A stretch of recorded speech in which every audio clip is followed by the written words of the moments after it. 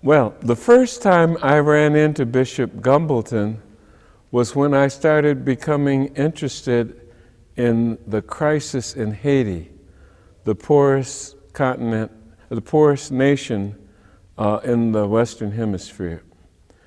And everywhere I went, I found that Bishop Gumbelton was recognized as the one person in Michigan that was regularly trying to make things better down there. And he'd go down there and he'd stay. The fact of the matter is that it was through that we began really talking to one another. He was not just another well-known clergyman. He was very serious about this. And he took people with him, and the leaders down there knew him. And of course they were going through a lot of turmoil. There'd been a dictator in Haiti, a General Cedras, that really didn't like things. And another priest in the most difficult areas of the biggest city in Haiti decided when they agreed to elections to run for president. His name was, I can't remember his name right now, but he won by a landslide. And this really encouraged everybody. But what happened is General Cedras came back, drove him out of the country, and President Clinton allowed him to come to the United States. They made him a guest of this country, and we got to know him. We brought him to Detroit, and of course, we, with the Bishop Gumbelton and this president, who was a former minister himself, I got to know Haiti better, and I got to know Bishop Gumbelton better, and we still go down there. President Preval now, who was the vice president to the former president, is now the head of the country. And Bishop Gumbelton is still going down there, and I'm still going down there. So we're all connected still, and he's still going strong. And I think I am too. Now, I don't know who's older. I think Gumbelton's 77. How old are you, sir? I never give out my age because I've mischaracterized my age so many times. I'm not sure how old I really am. That's fine. It doesn't matter anyway how old you are because you act like a young man. I mean, you and Gumbelton and Thomas, I give you guys so much credit for the energy you guys have. Father Thomas is another activist. And that's what brings us together, and it's what I like about Bishop Gumbelton. And there's a group of activist clergymen. You get to know who they are because they're not afraid to come to Washington or lobby their senators or the president or whomever needs to get some free advice from them. And Bishop Gumbelton, Father Thomas, Bishop Charles Adams of Hartford Memorial Church, Reverend Ed Rowe of Central Methodist Church, Wendell Anthony, the president of the NAACP at Fellowship Chapel. All of these ministers are connected because they take the teachings of the church out into the community. Let's go a little bit tighter, Jim. We'll make that pillar. Just zoom in and keep off to the side there. Tom is known, you kind of brought it up talking about hate and stuff. Tom is almost known more internationally than locally in a way. But people don't seem to realize, a lot of the work he does. There's a group that knows, but can you just talk a little bit more about the international work or the fact that, people internationally respect the work he's doing? Well, I think he is well known in Michigan. The only thing is that he doesn't, the projects that he works on that are so striking are the ones that he does internationally. He's been involved in the Iranian hostage issue. He works all over the globe. And the things that he does outside of his church and this region are exciting and newsworthy. So that's how people get to know him. But he's worked with folks here. That little church on Grand River, St. Leo's, is well known for being up on all the local issues, and they still are. Even though he's not there anymore, that's the kind of parish he has. His members still believe in taking their Christian beliefs outside of the church and into the community. Now that follows along with the really great minister of the 20th century is Martin Luther King Jr. And they all have this activism thing in common, and that's what makes me respect them so much. Bishop Gumbelton is just as active as he was 20, 30 years ago. And that's a good lead into this. Many younger people today, and I'm including priests, are just, this younger generation seem to have an apathy. Maybe their lives are just so busy, they have so many things going on. But do you see the same concern about from younger people for peace and justice things as you did back in the 60s and 70s? Do you think there's the same level of intensity or the same concerns? Well, there can be a difference, but it's not as much difference as people think. There are a lot of young people that are being brought into activity and actions. The one thing that makes us think that there used to be more activity is the fact of the Vietnam War. Because in the Vietnam War, you were getting drafted. President Bush, without regard to his other limitations, would never think about trying to start a draft because he knows from the Vietnam War what would happen to him. So they try to do that, and it makes it seem as if there are not as many activists. There weren't that many activists even during the civil rights movement and during the opposition to the war, compared to as many people that are concerned now. I want to tell you, there are a lot of people out here doing a lot of things, fighting pollution and trying to make our waters and the air we breathe and the soil more healthy. And it's going on, and it includes people of all ages, actually.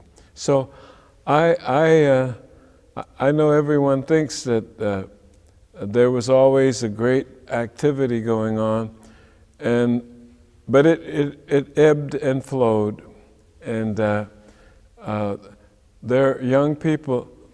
Look at Senator Obama.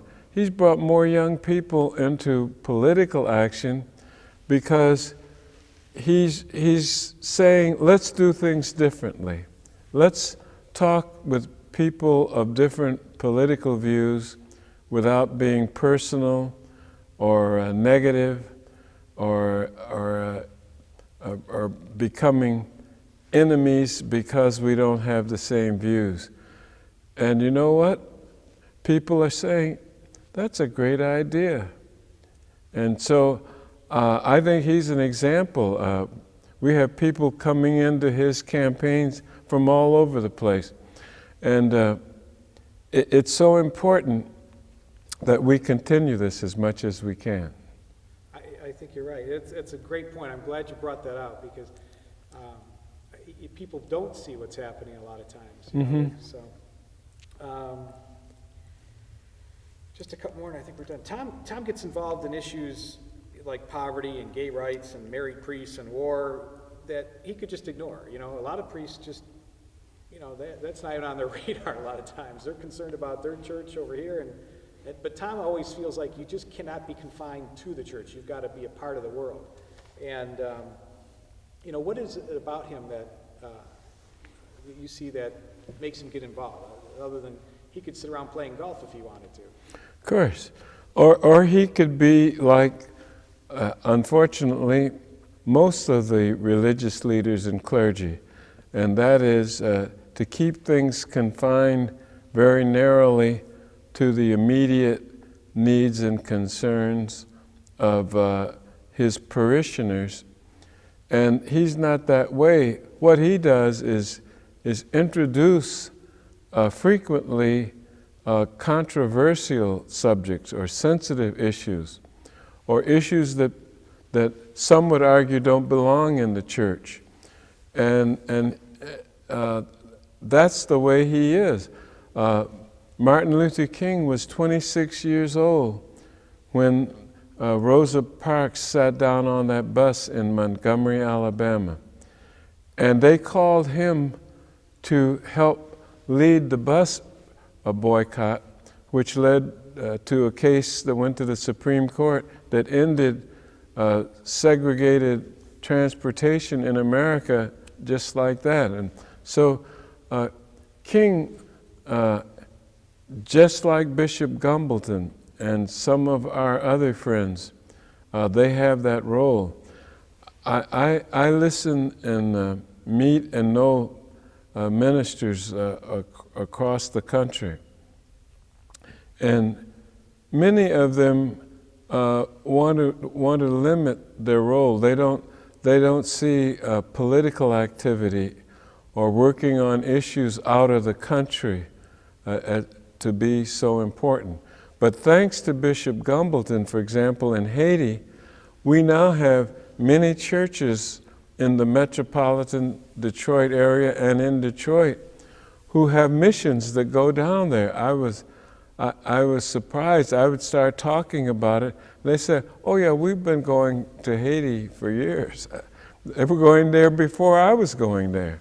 And I started bringing members of Congress there. But it's how you practice and lead in your religious beliefs.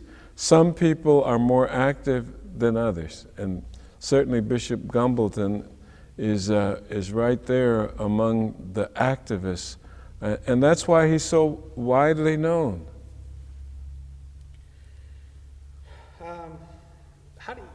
What do you think people will say about Tom? How will he be remembered as far as, if I was trying to get the archdiocese almost, because it's hard to, MIDA and them with this conflict and stuff.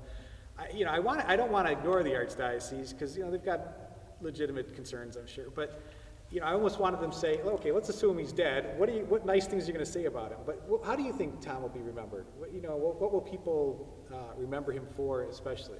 Is it going to be the big things, the little things, or? It's hard for me to predict.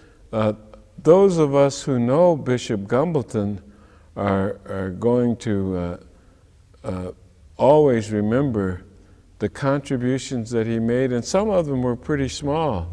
I mean, taking care of people who had personal needs because their family, the head of the family, was unemployed. That's a small thing. Lots of people, ministers, churches, organizations do that. And there'll be people that will be remembering him, how he intervened in their life, how he helped people get some health care that they might not otherwise have been able to get on their own. How he helped young people and by the programs that he had at St. Leo's to encourage people to stay in school and to go to school as long as he can. And he was living these principles, so it wasn't like someone on high lecturing people. He was, you knew he was doing something. When he wasn't there at the church and you found out that he was somewhere in Europe or Asia or in the Western Hemisphere or South America, good night. I'm just hoping that there are some good books, or at least one good biography on his life that captures all of this. And that's why, I think this documentary is very important in itself. Shifting to you now, what is one of the most important things that you feel you're working towards or working on or accomplishing? I'm interested, from your perspective on your own self. There's a lot of things I know that you consider important, but what would you describe it as for yourself? Well, I've got a long list. Fortunately, I have a great staff organization and people working with me, not on the staff. By being the chairman of Judiciary Committee, it gives you a whole new plateau to communicate the kind of change that I support. I'm the only person that was ever endorsed by Dr. Martin Luther King at Central Methodist Church. And it was very critical because I'd never run for office, but I'd been south, and as a lawyer I'd worked with the civil rights people. And when we talk about jobs, justice, and peace, that doesn't even begin to describe the kind of agenda that I can deal with. We're trying to create a full employment program in this country. That's absolutely critical. We're trying to end the war in Iraq, which is now turned into an occupation. And I'm astounded at candidates who say we'll be there for 100 years. Person running for president that can say that, you wonder what planet they're on. It's just amazing to me. We don't have universal health care in this country, and yet every industrial nation, most of the industrial nations in the world already have it. So we're still increasing our nuclear arsenal instead of joining the treaty that we signed to reduce the chances of a holocaust through nuclear weapons. We're still trying to figure out, we got an attorney general that doesn't know what torture is. You say, how can this be? We have so many people in prisons that it's become an industry, and they sell stock and they make profit off of states now contracting with businesses that run prisons, instead of trying to understand that if you don't educate people, especially as we move from an industrial to a technological age, the idea of coming to Detroit, as my father did, and get a job because you're willing to work, that's not enough anymore. And so we've got great challenges. How do we keep nations from fighting each other? How do we deal with the a great percentage of the people live on the earth, they don't get $2 a day to live for a family. There are some we're now documenting that only get $1 a day. We're having a hearing in Detroit at Wayne Law School on subprime mortgages and the adjustable mortgage foreclosure rate that's having for sale signs sprout up, not just inside Detroit, but in some of the finer neighborhoods and the great cities in our suburbs. We're all being affected by this. We're talking about 1 million people, 1 million homes in America, and the worst, unless we can get the government to put a stop to this, is that it's going to get worse in 2008.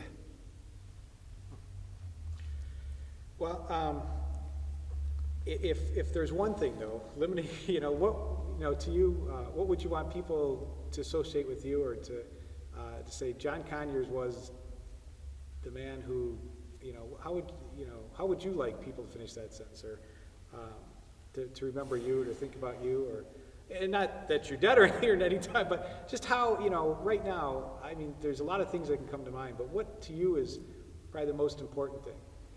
Well, I'm not worried about that. People can. I'm not trying to leave a legacy. Or people ask me to write a book because I've had so many experiences with a lot of people in the world. But it doesn't matter to me, because what I accomplished, people will know about it. How I reached so many lives. I've had this wonderful opportunity to, out of 300 million people, to be one of the 535 people that make the laws for the United States of America. Now I'm a chairman of the committee that has jurisdiction over the Constitution and the 27 amendments to it. And the Department of Justice, the FBI, the Criminal Code, immigration, copyright, trademark, patents. So I have an agenda that's this high, and it's because we weren't in control of the Congress as a majority for so long. But now that we are, we're having oversight hearings, and that's why all of this business comes out, that we were being spied on and wiretapped as citizens without our knowledge, that we were shipping people out of the country to be tortured under the terms of rendition, that we were giving huge tax breaks to the wealthiest 0.5% of the very richest people. We're not talking about millionaires anymore, at the expense of so many working people who were being taxed at a higher rate than the wealthiest people.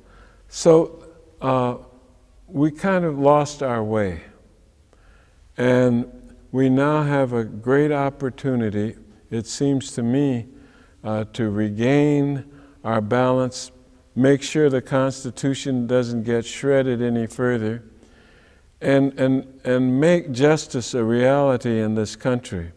If you don't believe you can get a fair shake when you go into court, you begin to lose faith in the system. And when you lose faith in the system, you begin to think that voting doesn't really count anymore, because they're all looking out for themselves anyway.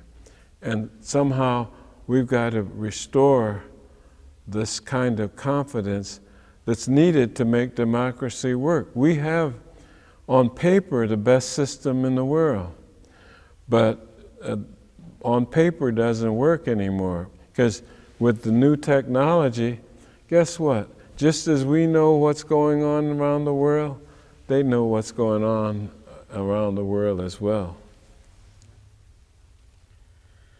All right, well, I think we've covered it here. I appreciate you taking the time and coming. Pleasure's all mine.